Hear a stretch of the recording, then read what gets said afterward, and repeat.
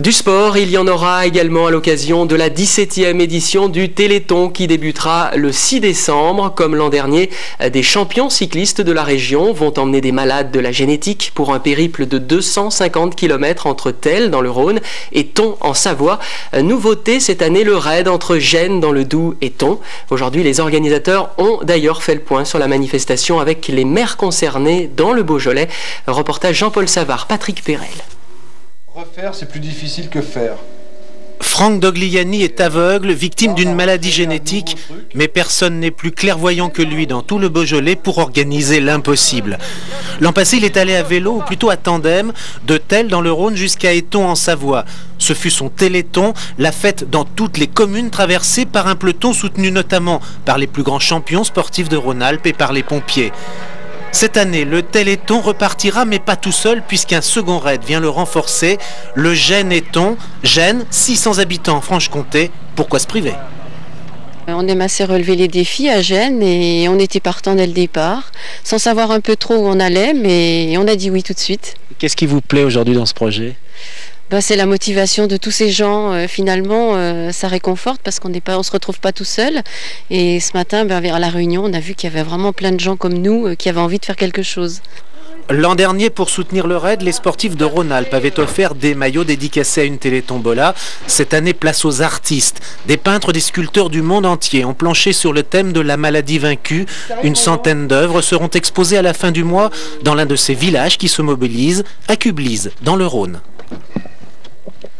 Je suis émerveillée parce que ce sont des villages, on va dire en gros de 300 habitants, que ce soit Thel ou que ce soit Ranchal, et tout le village est mobilisé. Donc il y a des villes qui se mobilisent, qui sont beaucoup plus importantes et qui ne se mobilisent pas comme Thel, Ranchal, tous ces petits villages du Beaujolais. Des petits carrés de laine arrivent tous les jours dans cette mercerie de Belleville-sur-Saône. Il y en a pour 5 km de long. Ce sera la plus grande écharpe du monde qui, avant d'entrer dans le livre des records, accompagnera les cyclistes de Thel et de Gênes à Éton le 6 décembre prochain. C'est demain que débute sur France Télévisions la grande opération de solidarité envers les victimes des maladies neuromusculaires. Depuis 16 ans, le Téléthon permet de recueillir les fonds nécessaires à la recherche de nouvelles thérapies. Et pour réunir ces fonds, de multiples manifestations sont organisées un peu partout, notamment une télétombola qui propose des œuvres originales d'artistes. Grâce à l'initiative de Franck Dogliani, des sculpteurs et des peintres se sont mis au travail sur le thème de la maladie vaincue. Voyez ça? Bon, eh bien ça, son ventre-estomac ne devrait pas être dans ce sens, mais là, je vais essayer de le retoucher. Faites une prière pour moi. Hein. Une œuvre n'est jamais terminée. Au moment d'offrir sa gravure au Téléthon, Mick Michel se remet au travail dans son atelier de Montmerle. Ah, c'est mieux comme ça. Mick Michel fut la première artiste à accepter de créer sur le thème de la maladie vaincue. Oh. Voilà, et bien vous voyez, c'est la lutte contre le mal.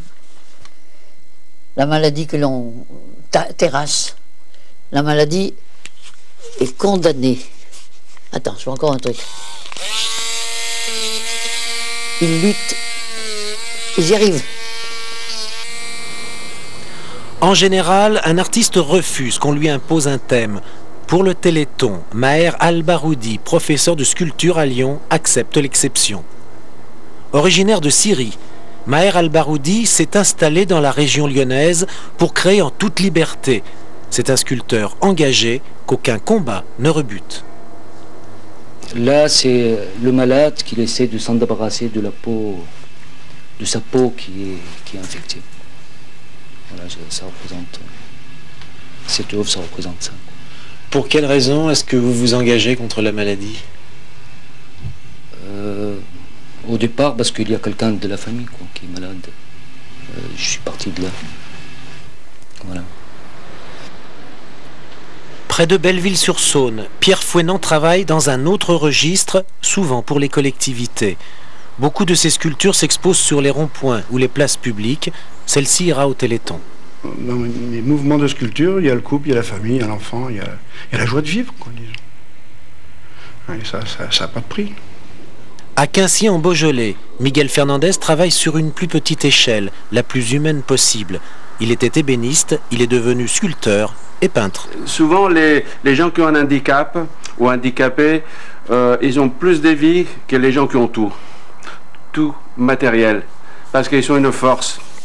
Comme toutes les œuvres du Téléthon, les sculptures de Miguel Fernandez sont une ode à la vie. Ces œuvres sont exposées jusqu'au 14 décembre à la Maison de l'Europe de Cublise dans le Rhône. C'est sur le site du Lac des Sapins. Alors avec nous, Gabriel Gardet, maire de Tel dans le Rhône, d'où partira en raid à vélo en direction d'Éton en Savoie. Tel, Éton, on en parle dans un instant. Puis, on l'a dit, de multiples manifestations sont organisées un peu partout. C'est pendant 2 jours, c'est relayé par France Télévisions. Parmi toutes ces opérations, eh bien, il y a un raid à vélo qui part de Tel, dont vous êtes le maire, monsieur Gardet. C'est une deuxième étape, puisque vous l'avez déjà fait l'année dernière. Qui est à l'origine de cette idée?